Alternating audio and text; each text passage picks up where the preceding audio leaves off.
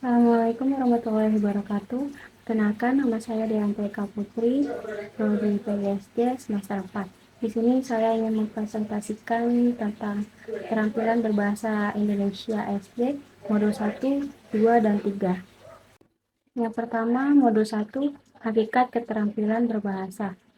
A. Pengertian keterampilan berbahasa. Keterampilan berbahasa ada 4 aspek, yaitu keterampilan menyimak, berbicara, membaca, dan menulis. Anggota-anggota suatu masyarakat saling berhubungan dengan cara berkomunikasi secara sederhana. Proses komunikasi tersebut dapat digambarkan sebagai berikut. Ini adalah diagram komunikasi satu arah, yaitu dari pesan, encoding, lambang, bunyi atau tulisan. Lalu ke lambang, bunyi atau tulisan, encoding, pesan. Di sini penjelasannya seperti diagram tadi, si pengirim pesan aktif memilih pesan yang akan disampaikan, memformulasikan dalam wujud lambang-lambang berupa bunyi atau tulisan.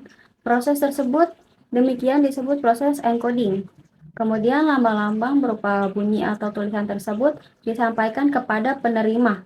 Selanjutnya, si penerima aktif menerjemahkan lambang-lambang berupa bunyi atau tulisan tersebut menjadi makna, sehingga pesan tersebut dapat diterima secara utuh, dan proses tersebut disebut dengan decoding. Jadi, kedua belah pihak yang terlibat dalam komunikasi tersebut harus sama-sama memiliki keterampilan.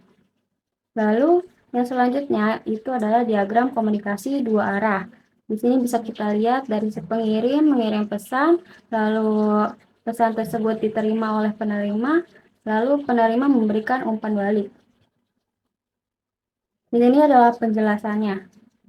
Komunikasi dua arah merupakan pertukaran informasi antara dua pihak di mana pembicara dan penerima sama-sama merasa mempunyai kesempatan untuk berbagi informasi dan memberikan umpan balik.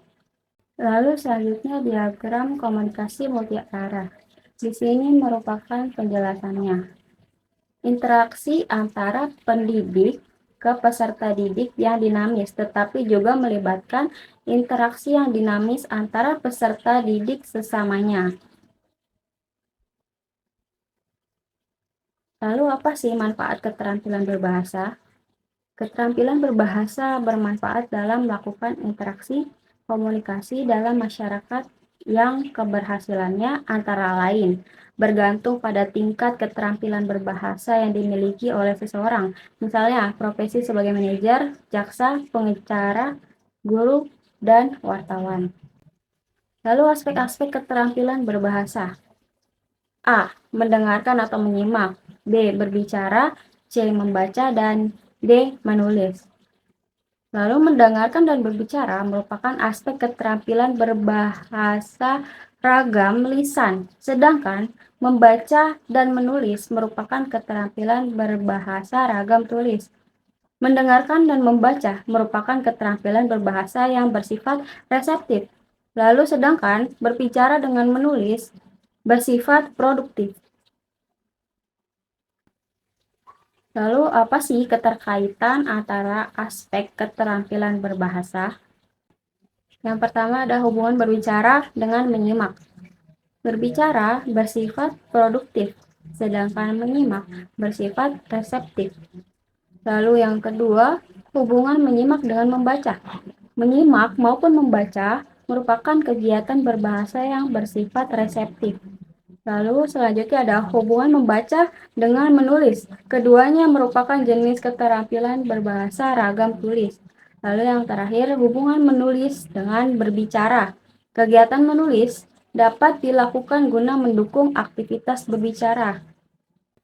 Lalu selanjutnya kita ke modul 2, yaitu keterampilan menyimak. Pengertiannya, pengertian menyimak. Menyimak adalah suatu proses mendengarkan lambang-lambang bunyi bahasa lisan dengan penuh perhatian, sehingga pendengar mampu menangkap, mengolah, dan memahami makna pesan bunyi bahasa lisan tersebut yang disampaikan. Tujuan menyimak itu apa sih? Tujuannya yaitu untuk yang pertama, belajar, yaitu dengan tujuan utama agar memperoleh pengetahuan dari bahan ujaran pembicara. Yang kedua, untuk menikmati keindahan audial. Yang ketiga, untuk mengevaluasi. Yang keempat, untuk mengapresiasi. Yang kelima, untuk mengkomunikasikan ide-ide gagasan atau perasaan kepada orang lain.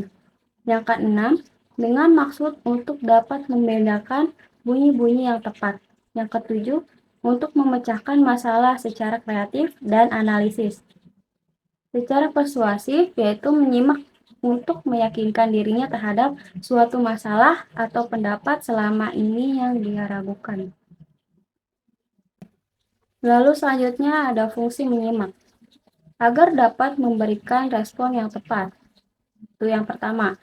Selanjutnya, untuk memperoleh informasi yang berkaitan dengan profesi. Selanjutnya, untuk mengumpulkan data agar dapat membuat keputusan yang masuk akal. Lalu selanjutnya, untuk membuat hubungan antar pribadi lebih efektif. Lalu selanjutnya, jenis-jenis menyimak. Jenis menyimak itu dibagi menjadi dua. Yang pertama, menyimak ekstentif. Kegiatan menyimak mengenal hal-hal yang lebih umum untuk lebih bebas terhadap suatu ujaran. Yang kedua, menyimak insentif, yaitu menyimak yang harus dilakukan dengan sungguh-sungguh dan penuh konsentrasi agar dapat menangkap makna yang dihendaki. Lalu keterampilan menyimak lanjutan. Kemampuan menyimak lanjut dapat dilakukan melalui yang pertama, menyimak komprehensif adalah mendengarkan untuk memahami suatu pesan dan ini merupakan tipe mendengarkan yang paling umum di sekolah. Yang kedua, menyimak kritis ialah kegiatan menyimak yang dilakukan dengan sungguh-sungguh untuk memberikan penilaian secara objektif, menentukan keaslian, kebenaran, dan kelebihan serta kekurangannya. Lalu yang ketiga, menyimak apresiatif ialah kegiatan menyimak yang bertujuan untuk mengenal, menilai, dan menghargai suatu karya seni bahasa.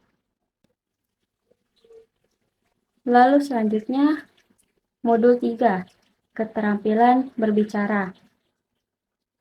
Taligan 1991-15 mengemukakan bahwa keterampilan berbicara adalah kemampuan mengucapkan bunyi-bunyi artikulasi atau kata-kata untuk mengekspresikan, mengatakan, serta menyampaikan pikiran, gagasan, dan perasaan.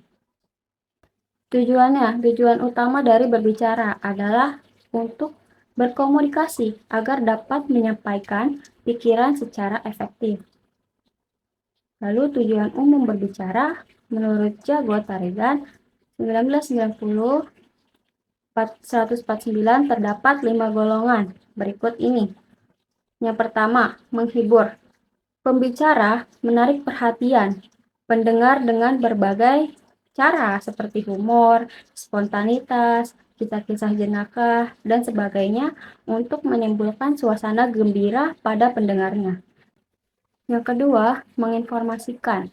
Berbicara untuk menginformasikan, melaporkan, dan dilakukan bila seseorang ingin menjelaskan suatu proses atau menguraikan sesuatu.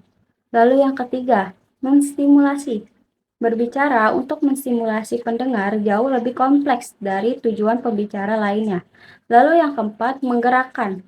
Melalui kepintarannya dalam berbicara, kecakapan memanfaatkan situasi, ditambah penguasaannya terhadap ilmu jiwa massa, pembicara dapat menggerakkan pendengarnya.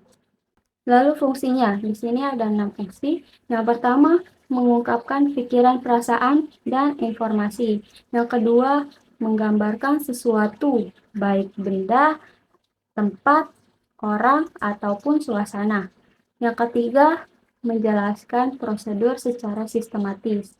Yang keempat, memerankan tokoh cerita dan deklamasi. Yang kelima, menceritakan pengalaman, menanggapi, dan menyarankan. Yang keenam, melakukan komunikasi melalui elektronik. Selanjutnya, keterampilan berbicara lanjutan. Kemampuan berbicara lanjutan berkaitan dengan kemampuan bermusyawarah berdiskusi, berdebat, dan berpidato, serta menyampaikan biografi orang lain. Hal ini dapat diwujudkan dalam proses belajar mengajar. Kemampuan tersebut memerlukan latihan. Lalu fungsinya yang pertama, mendeskripsikan secara lisan tempat sesuai denah dan petunjuk penggunaan suatu alat. Yang kedua, mengungkapkan pikiran, perasaan, dan informasi dengan berbalas pantun dan bertelepon. Yang ketiga, mengungkapkan pikiran, pendapat, perasaan, fakta secara lisan dengan menanggapi suatu persoalan, menceritakan hasil pengamatan atau berwawancara.